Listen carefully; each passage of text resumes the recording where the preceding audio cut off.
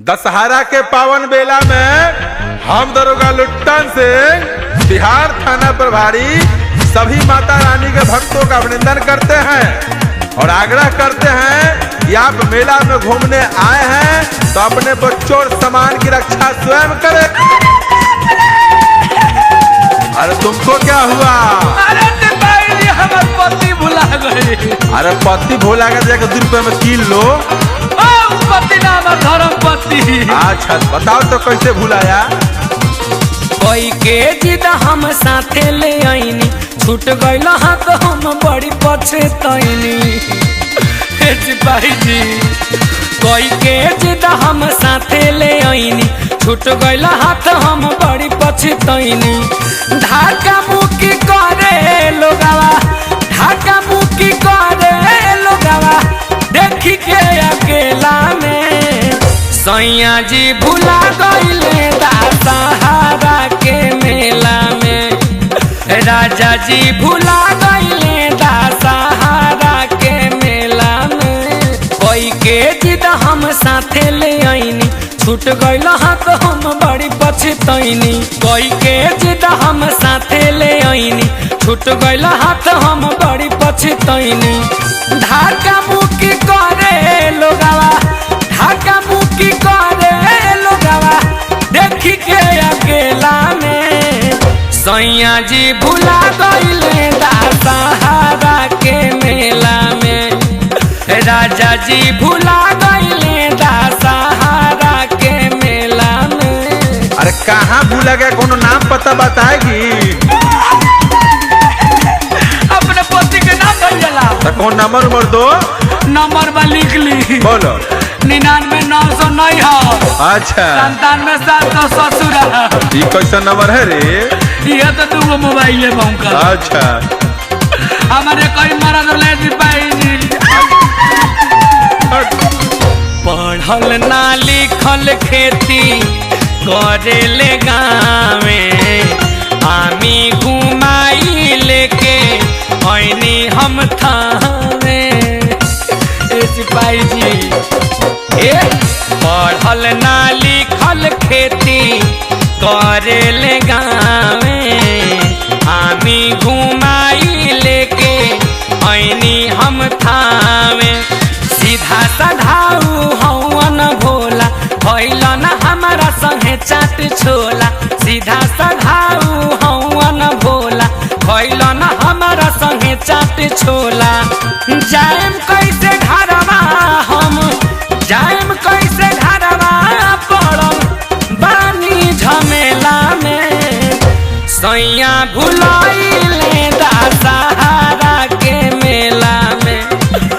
राजा जी भुला गइले है नवमी के मेला में। अरे कैसा नंबर दिया क्यों नहीं लगता है? वो नंबर है सिपाही जी। अच्छा पहले रोज खैनी खाने दे तो तुम्हारे पति का पता लगाते। तू खैनी खाता रहो। अरे बैठो ना, तब ना रात भर में पता लगाएंगे। खाली चिल्ला के बताओ जिसका कैसा चिन्हाती है, तब ना खोजेंगे। पहचान कोनो बताओ। बताओ तनी सिपाही जी। हाँ बताओ। कोयले रहनी अखिया में उनका कजरावा, लागी न सैया पर केहू के नजरावा।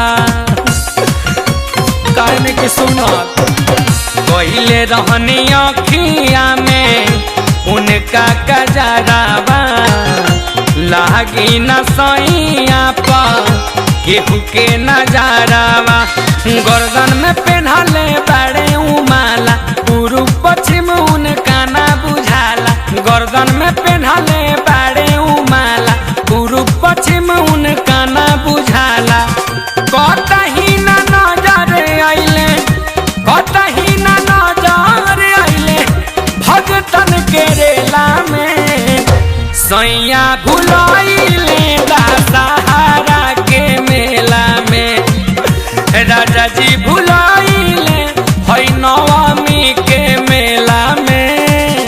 सिपाहियों से आग्रह है कि 4 जवान गांधी चौक के पास चले जाएं और 4 जवान जो थावे मंदिर है उसके पीछे चले जाएं। अरे क्या हुआ? लो है बतिया तुम पति से। हमारे ए जी सुनते हैं, हमरा और मेरा खुदा नहीं बोला नहीं।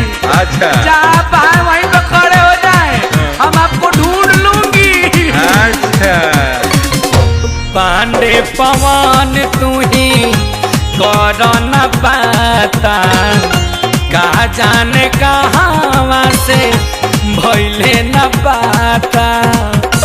बुझना पांडे पवन तू ही कर न पाता, कहा जाने कहाँ से भइले न पाता। केहू कुछ कहे त नहीं सुनाला, आलम के गाना कैले बहाला। केहू कुछ बोले त नहीं सुनाला, आलम के गाना कैले बहाला। देवारा मनोज बावे, देवारा मनोज बावे, सरकस के खेला में सैया भुलाइले दशहरा के मेला में। राजा जी भुला गईले हई नवमी के मेला में। कोई के जिद हम साथे ले आईनी, छूट गईल हाथ हम बड़ी पछतैनी। कोई के जिद हम साथे ले आईनी, छूट गईल हाथ हम बड़ी पछतैनी। धाका मुकी करे लोगावा, धाका मुकी करे लोगावा, देखी के अकेला में सैया भुला गईले दशहरा के मेला में। राजा जी भुला गईले हई नवमी के मेला में। सैया भुला गईले दशहरा के मेला में। राजा जी भुला गईले हई नवमी के मेला में। हे स्वामीनाथ। हेलो है तुम्हारा पति है, पहचान तो यही है। ओए सिपाही जी है हमार स्वामी हुआ। कौन बकलो लगुआ था रे? ऐसा सुंदर कन्या के ऐसा बकलोल पति दे दिया। उहे अगुआ हवन शंभू बाबा। और कौन है? ना भगवान।